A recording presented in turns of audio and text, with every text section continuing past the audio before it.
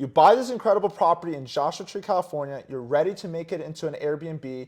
You go and sink in $300,000 of your own hard-earned money into this Airbnb. Hot tub, pool, make it incredible experience, great design. And you go to your short-term rental, try to get the short-term rental permit, and you can't get the short-term rental permit. That is the worst nightmare for any investor to hear, is you can't get your short-term rental permit after investing all this money, time, and energy into this product that you thought you can rent out on Airbnb, but then you can't. And that's the reality that some people face here in Joshua Tree, California, when they don't know what to do with the short-term rental permits. So today, we're gonna be going over all the things you need to know to get your short-term rental permit and make sure that you get one so you can rent out your property, but also all the additions and all the different things that you need to know with building code and permitting with on the property side, like hot tubs, pools, saunas, cowboy pools, everything you got to know about in this video. Let's get into it. Today, I am joined by Jessica Kier. Jessica Kier is a godsend when it comes to anything permit related. She was on a 29 Palms Planning Commission.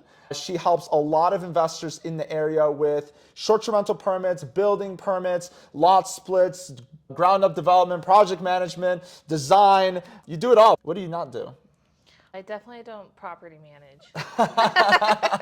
So pretty much everything. She's a Renaissance woman when it comes to this, and I'm just excited to have her here. But maybe kind of give a little bit on your background. Yeah, my background, I grew up in development. My dad built custom homes, so I grew up around it. I went to interior design school.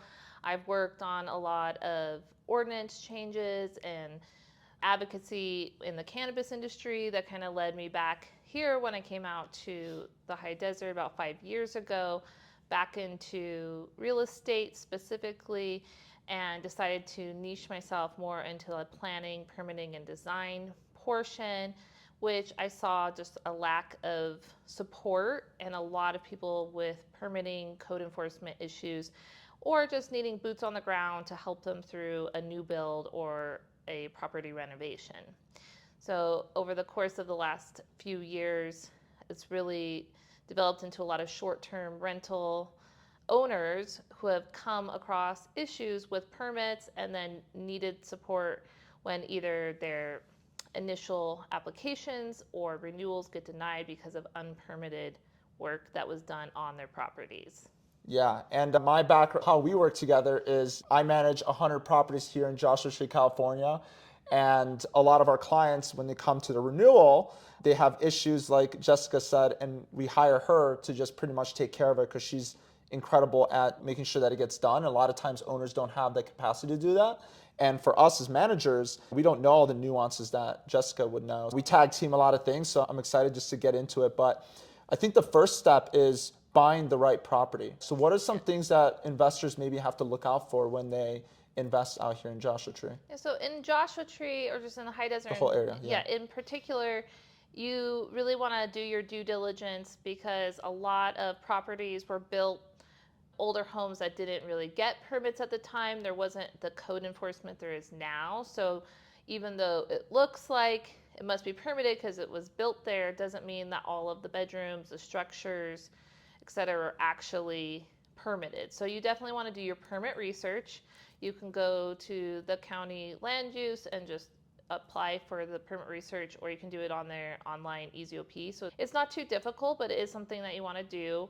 Now that we're more in a slower buyers type of market out here, I think you definitely want to do it versus I know in a few years ago, people were buying things quickly and didn't have the time to put into that and are finding out years later that it's coming back to haunt them. So the other thing is there are a lot of recreational cabins that have been built on and added to where they might seem like they are single family residents, but they are not.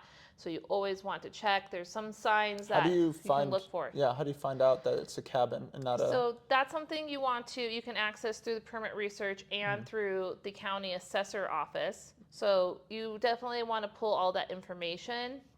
They'll be able to tell you what it was. It could have been a rec cabin originally and gotten permits to be converted to an SFR, or it may have not, but people still added to it.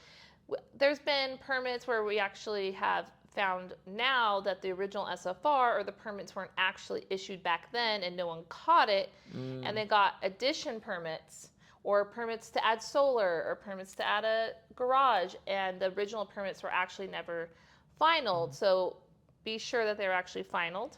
That is something that you want to look out for. So all of that can be done through public record, through the assessor and the land use offices, or if you're looking in the city, like in the city of Yucca or 29 Palms, you can go into the city for the in planning and building for the permit research. So that's something to definitely look for. Yeah. What about Joshua trees? If you're maybe looking at building some things out on the property, maybe a hot tub or whatever, where does Joshua tree play a part in all that? Yeah, so the Joshua trees are now considered endangered species by the state of California.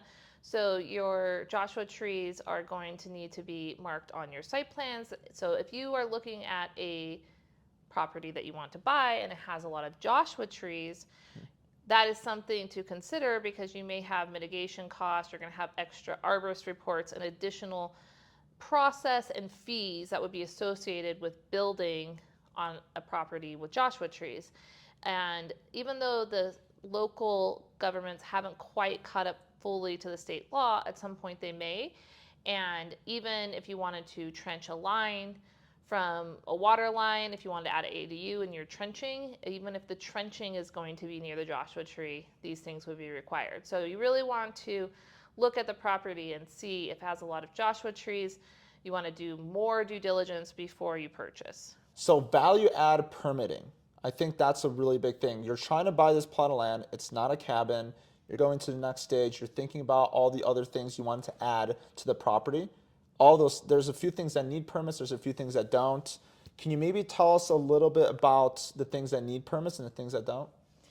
Yeah, so a lot of the ones that people don't realize, I think is a good tip, those ones that people don't think about as often would be small things, even as small as an EV charger. Now, especially in the county, they want specifically an EV charger electrical permit pulled so that it says EV charger. You want to think about it in the way that there's multiple agencies reviewing it. You have the building and safety department, you have your short-term rental department, and they're not always going to give you the same answer because so you really want to understand what the short-term rental ordinance says that you need, right? So EV chargers are one, just go ahead and pull an electrical permit specific for EV charging.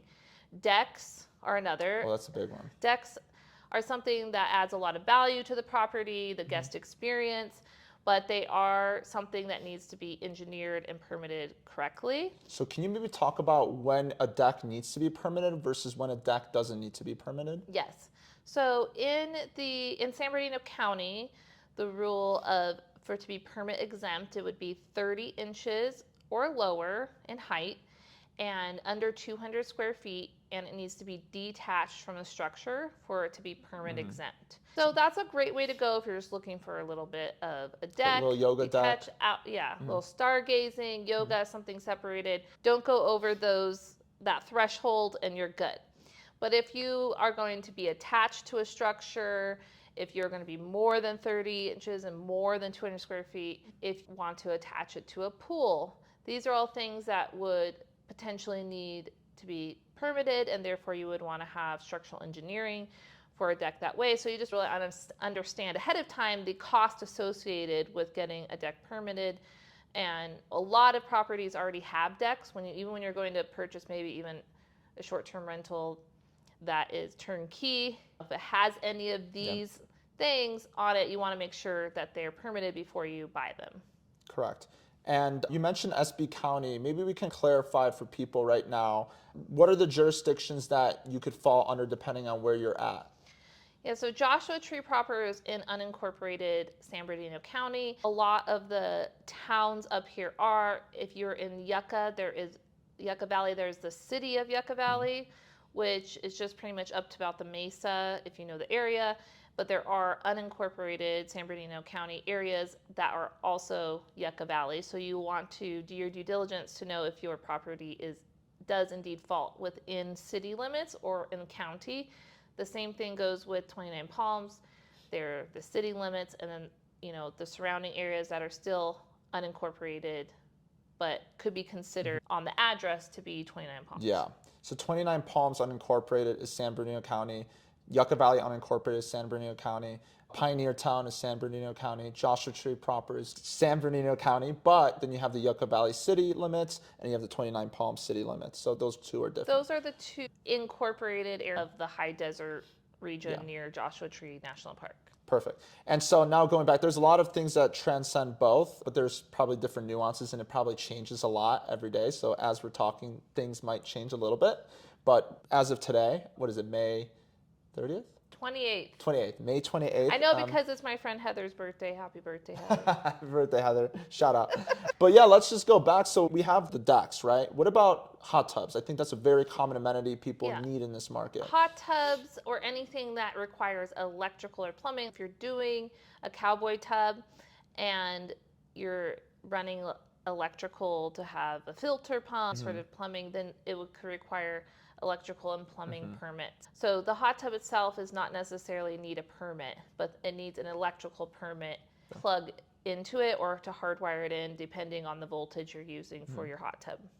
Okay, so what's the difference between 120 versus 220? So the 110 is just your typical plug, be a 110 that gets plugged in. So you would want to verify that the actual plug was indeed permitted that you're going to plug it into. Okay. So that electrical outlet needs to be permitted if you're going to plug it in. If you have 220 volt, that is actually hardwired in, and that requires a disconnect that's at least 5 feet away from, and any electrical you want to be at least 5 feet away from, but within view line of your hot tub. So there is also a specific location requirement and a little bit more in depth that goes into doing a 220 volt. So some people choose to start with 110, but 220 volt is something that is going to keep your hot tub heated a lot easier than 110. Yeah, and I've done the electrical permit for the hot tub. It doesn't seem too complicated as long as the contractor did it correctly. And even you yourself can do the permit. It's not really that hard. It's an easy thing. You can go on to for the county on the EasyOP or go into the city to pull an electrical permit. And once you can get issued within a few days, and then you want to make sure to schedule your inspection, because I think that's a lot of things that people miss is they get the permit, but they forget to get the permit finalized, which means the inspector came, signed off on it, and now it's official. Cool. So let's talk about cowboy pools and pools, right? Because there are some limits that makes it a pool, even a cowboy pool, but you have to have certain parameters to really not make it a pool. Can you maybe explain all those things? Yeah, so if you're not running electrical or plumbing to it, and you just want to have it like a bathtub type of situation where it gets filled up and the water will drain out after each use, you will want to have an overflow hole that is 17 inches. And so this is more in the realm of you don't want someone to drown, a child to drown, and it wants to have a drain at the bottom to show that it's going to be drained out. Yes. Yeah, each time. So it's functioning more like a bathtub. So in your bathtub you have a little overflow for drainage. This is very similar. And in those type of instances, when you're doing something that would be permit exempt, but you're putting it on your plot plan for the STR permit, you'll want to show proof that you've done it in a permit exempt way by taking photos and measurements and showing them that it is indeed permit exempt. Because they're going to flag it if you don't. Oh yeah, for sure. And they flag it on the renewals sometimes too, and you can't. You're like, and they're not always going to flag it. So many people think I've had it like this for 2 years, and now they're saying I can't do this, and maybe they just never did the inspection at that point. Correct. But now they are. So you just want to be aware, and I think I get that a lot is why are they doing this to me? Yes. Did something change? This wasn't the way before. And so yes, they are amping up their code enforcement and adding more inspections in pretty much the last year. It's gotten a lot. Yes. A lot more flagging. Yes, which is why people come to you all the time for that kind of stuff. But I'm curious, so there's also a limit to the amount of water you can have in the tub, right? And so we usually put like a quarter size hole. That's the overflow hole at 17 inches. 17 inches. Got high it. from the ground. Because it can't be, once it's 18 inches, then it becomes an actual pool. Yes. And then you fall into needing fencing to surround it so that a child cannot climb over it, alarms, and it all depends if your pool, if your house is within the fence line or if the pool is just separated. So there's many different ways that you could go about permitting the pool and whatever safety measures such as fences and alarms that would be needed. Let's talk about the fencing and alarms for actual pools. So when you're building out an actual pool, what does a timeline look like for something like that? And with permitting and all that, and then what are requirements here? So just for new build, for the permits, it's a little bit easier once you have your plans. You're going through the process. You know, you're Or what if going you to take add a a couple. pool? I mean, is there a difference? If you add a pool, I'm just saying, like, some people have a pool that was never permitted, and then therefore they're permitting it after the fact. You can indeed do, but you want to be you need to understand that the county or the city's looking at it as if it never existed. You're doing it like it's a new pool, even if it already exists. It happens a lot. So what was the question? And the timeline on that. The timeline is more specific to the project, honestly, like how big it is. A review process could go as quickly as a month, but it could take months if there's a lot of revisions. It really depends on how dialed in your plans are from the beginning, and you have everything already ready once you submit. But it's, in terms of getting plans done and everything to prepare to submit for it, it could take anywhere from a couple of weeks to a couple of months. I know a lot of the architects, engineers are backlogged, they're busy, so it's just constant push, which is part of what I actually do in managing it. It's just a ton of communication, constantly checking in on plans and the county review. And everyone has deadlines, but the deadlines pass, and then I'm a part of ensuring that we're getting those plans on time. And so sometimes it could just be one person that you're waiting on that could delay you 2 weeks or something like that. But on average, like maybe 3 months. A couple of months, Yeah, 3 months or so, from the build and permitting. So with pools, you need either alarms. What if you don't want a fence? Like you want the nice view at the pool. What do you need there? So there are workarounds for the no fencing as far as covers that stay locked, that a child can't access. So there are ways to do that with the locking of the pools. But essentially, you would want to have a 5 foot from the outside that a child could not climb over. Okay, if you're surrounding the fence line, or if you're surrounding the pool with the fence, then you need a self-closing latching gate. But if the house is inside the fence line, then you'll need alarms for all the doors and windows so that the kids, if they want to come out of the house, they couldn't just get into the pool. You would hear the alarm to know someone's left. But there's also alarm pool, like little alarms you can put into the pool and options for things like that. That's nice. So it really just depends on if the house is included into the fence line or not. Okay, so now transitioning from pools, there's other things that people do that, let's say sauna. Sauna needs electrical, I'm assuming? Yes. Okay. What about pickleball courts? Pickleball court. Well, it doesn't need a electrical permit. That's for sure. unless unless you want to have like lighting or something else there. But let's say solar lights. But you do have to do grading. So you would need to have to do a grading permit in order to lay it down. If it's over 120 square feet, then you're getting into needing a permit. Yeah, but if you don't do any of the grading, then you're probably fine. Just putting like cement down and painting it. Yes. Okay. You're probably fine. Okay. But if you're doing something more than 120 square feet, that's where you get into the potential. So I would always check with the local ordinance to make sure. I think there's one really common thing that people ask about in this market, which is converting their garage into a bedroom. What does that entail? So converting a garage is going to entail turning it to livable space. So a garage is not considered livable space. And so there's one thing to just convert a garage to livable space. You need HVAC, you need egress, which is doors, windows that you can have fire egress. But if you actually want to change it into a bedroom or a bedroom bathroom, where the goal is to increase your occupancy, then that is going to require it to be considered a bedroom, which you would follow the guidelines of a bedroom, which means you'd have to have a closet, the egress, the HVAC, and that's all you actually need to have a bedroom. But if you're going to add the plumbing and the electrical on it, then you're doing a full permit. What's good about a garage conversion is you don't have to do any grading or addition, so you're not really changing anything on the property. But if you are needing to trench a line for plumbing or electrical, because you're adding those features and you have Joshua trees, then you still may have the Joshua tree effect that comes into play. So how hard is it to permit a garage?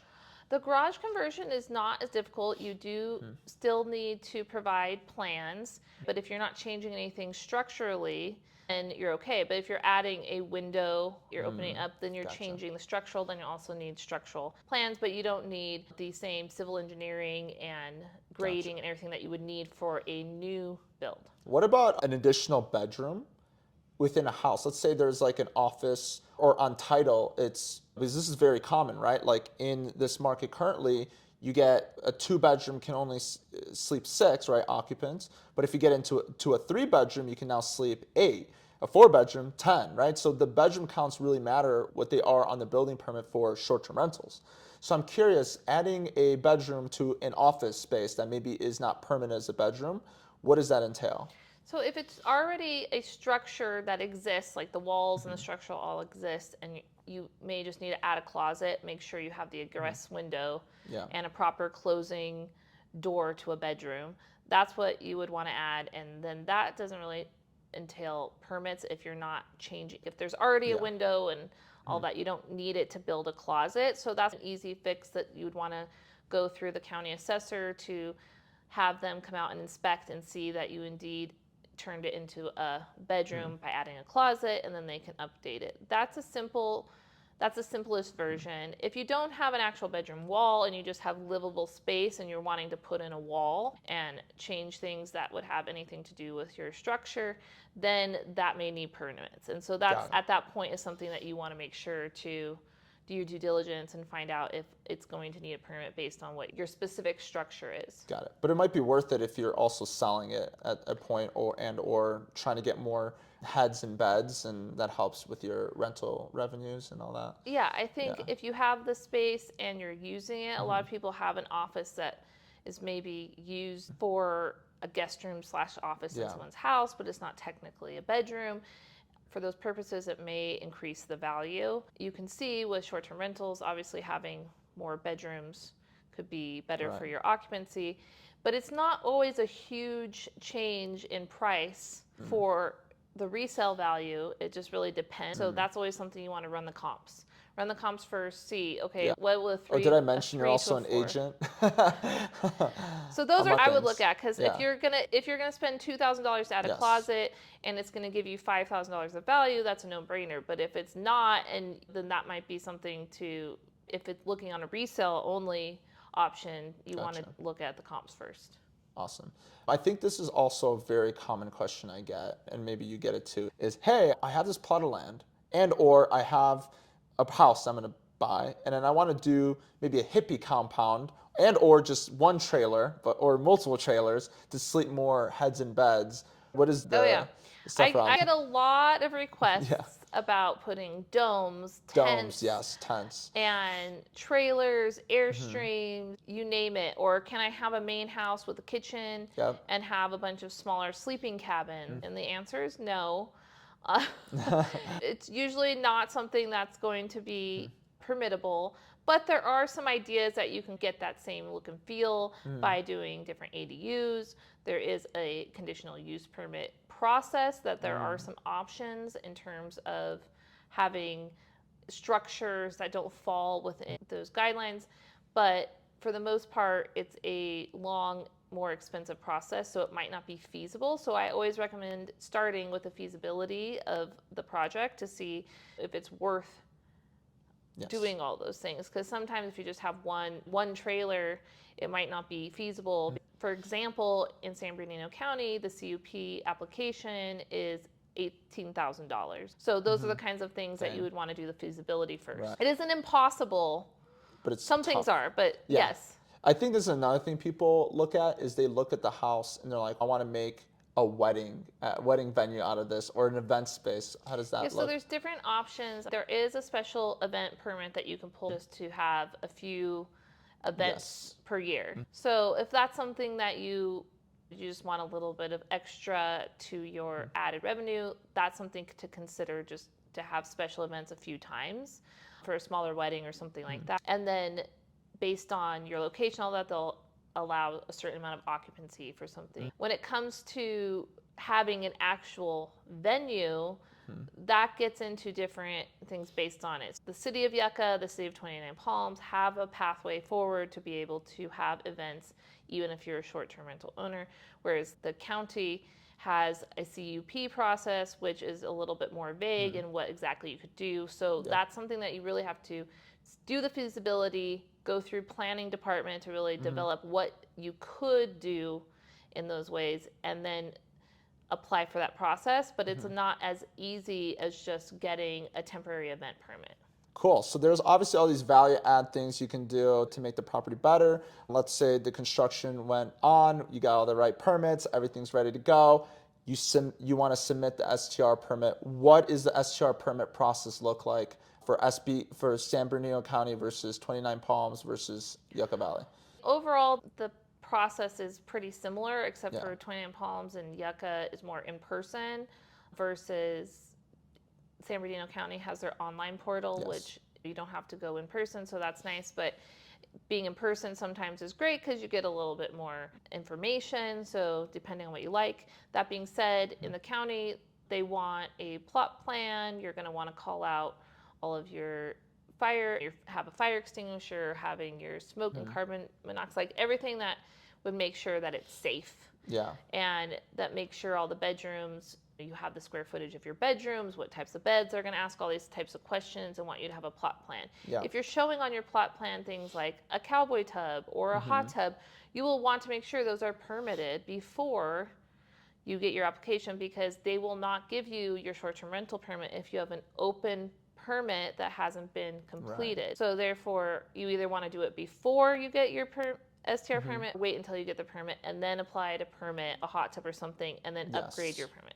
So that's one of the things that I've seen people get caught up in, and they get to that point and they go, oh, we can't give you it, issue it because you have an open permit for something they're trying to add to an amenity. Gotcha. And I know a lot of times that's when the call outs happen, where it's like, hey, you didn't do your cowboy port correctly, you didn't do the electrical permit on this, or that's really where I see a lot of people get into a longer process. This process usually takes, at least right now, it takes around 2 months-ish. 2.5 maybe. 2 to 3. Maybe 3, upwards of 3.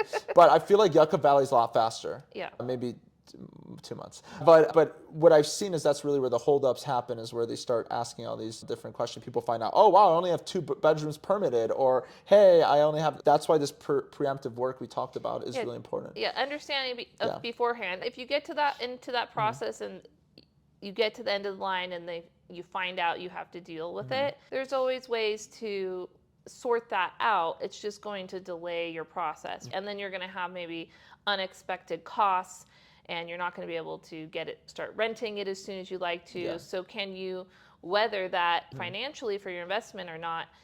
That's going to be for you to consider. So I always recommend doing the feasibility, doing the preemptive work, but you're not going to know all the answers sometimes until you're in it, until you've already submitted, and then something might come up. And that's where having someone like me, who you could just jump on a call, all of my clients who have different needs. I have some that just want me to be available to answer questions like that if they get to one of those stopping points. Another thing that's very popular for people is the ADU play, right? So getting an ADU and how it works in Yucca Valley versus San Bernardino County. Can you maybe explain the additional dwelling unit? Yeah, so you can have, depending on the zoning, you could have multiple ADUs on a property, but it doesn't mean that you can actually rent those ADUs out for short-term rental in addition to the single-family residence. So you always want to check locally. I know Yucca Valley does not allow for it. And can you get an additional bedroom with the ADU in Yucca Valley? Can you get what? Can you get an additional bedroom with the ADU in Yucca Valley? Get an additional bedroom with. Let's say you have a 1-bedroom ADU and a 3-bedroom normal house. Can you make that as part of the house and make it a 4-bedroom? Okay, no. You can't. Okay. It can't. Yeah, it can't be additional bedroom. But in the county, if you have more than 2 acres, you can get an additional STR permit for an ADU. But technically, you could have more than 1 ADU, but you could only get so many permitted. So, you want to check and cross-check it between what planning or building safety, what the ordinance says you can build there versus what you can get a short-term permit for might be different. And in each Yes. jurisdiction, it's going to be different. And it's constantly changing and getting reviewed. Oh, yeah. So you always want to be up to date with what those new regulations are. Oh, absolutely. Now going into the permitting process, just finalizing some stuff. What are some things that you think investors should look out for? Or let's say like somebody doesn't comply. What are some of the ramifications of not complying with the ordinances? Let's say a deck or something like that. Yeah, you may not comply or may not have been enforced upon at some point that you've been operating or someone else was operating and it was turnkey, and then you go to buy it and you get your short-term rental permit to find out they're going to not allow it until you get your deck permitted. And at that point, permitting a deck after the fact is actually pretty costly in comparison to doing it right the first time. Also, you're going to delay your short-term rental permit getting issued or renewed. So Yes. either way, the ramifications could be you tear it down, you could alter it to become permit exempt, or you could get it permitted, but it doesn't mean that how it was built was actually built to be Correct. structurally correct. Yeah. And so then you might have to actually Redo. rework and build it according to whatever the approved structural engineering would say. So let's say it's unpermitted deck, you bought it with an unpermitted deck, then that could be something that you have to deal with. Yeah, before you and get so your I permit. think just doing the due diligence to know, okay, was this permitted? No, that's okay. I know it's going to cost me about X to get it permitted, so I'm going to factor that into this equation for my investment. I think it's just better to know and versus be surprised with costs and delays. Cool. And then just any tips and tricks working with the local ordinances, and because I know you go to the office quite a lot, what are some of the things that you should look out for? I think definitely read the ordinances, because sometimes you'll ask a question, you might get the answer, and you read the ordinance and the language isn't quite, and so sometimes it's up to interpretation, or maybe someone just read it wrong. If you really think that you may be able to do something and the local jurisdiction is saying that's not the case, it may be something specific, and they're not necessarily going to tell you, oh, if you do it like this instead, then we would allow it. So those are things that you would want to do your own research, right, to verify, and not always just take it for, no, you can't do this. There might be another way you can do it that they're not going to share with you. So you got to work with it. Yeah, you've got to do your research. You've got to know. Or you hire someone who knows that or wants to go do the research for you. Yeah. So I think all in all, like the core emphasis, there's so many nuances that go on where to get your short-term rental permit. A lot of people don't know about all the things that we mentioned here. And I think it could be a little overwhelming sometimes to even think about all the things that are needed, but really as long as you do your research to make sure everything's permitted, permit the things that aren't permitted and make sure that they're done correctly, and then just make sure that you put some leeway and some time for the permit process for things to come up, because they might come up. But then at the end of the day, a successful Airbnb that has all of these things, it's still very high cash flow, especially in Joshua Tree, and people are really happy with their investments. But of course, there's going to be these things that people don't account for that really make it difficult to make it as an investment. Yeah, you want to have that cushion, just like when you're building or designing something. Yes. You open up a wall, you might find a problem you didn't know about. So you want the same thing here. And I think additionally at the end of it, when you have a turnkey, fully permitted, and now more and more as people understand, that is going to be something that is going to save time or money for them. That's going to come into play when also you decide to sell or buy an investment property, with people doing more of the research. And there are more state laws and stuff coming out about having to disclose the work that you've done to a property before you sell it. Just overall, it's going to be better for your resale value of the home and your business. Absolutely. And so if you guys are listening and you want to get into a short-term rental, either to buy one or you need someone to help you with management or the permitting process, I manage, once again, 100 in this area in Joshua Tree. I've seen a lot of things. I'd be happy to talk with you and give you some insight on what works and what doesn't. Feel free to contact me below. I'm going to have my information in the description. And then Jessica, how can people contact you? I'm going to also put in the description. Great. The best way to connect with me is through my website. I have a questionnaire and a Calendly link. You can jump on, get to know your project, share more about how I can support your project, and that's how will be the best to get on the calendar. But you can also follow me at Cure Design Style on social media. Yeah, and I personally use it for all my projects. Highly recommend. Thank you so much, Jessica, for Thanks, sharing Patryk. all your knowledge today. You're awesome. And yeah, hopefully you guys learned something, even a one or two things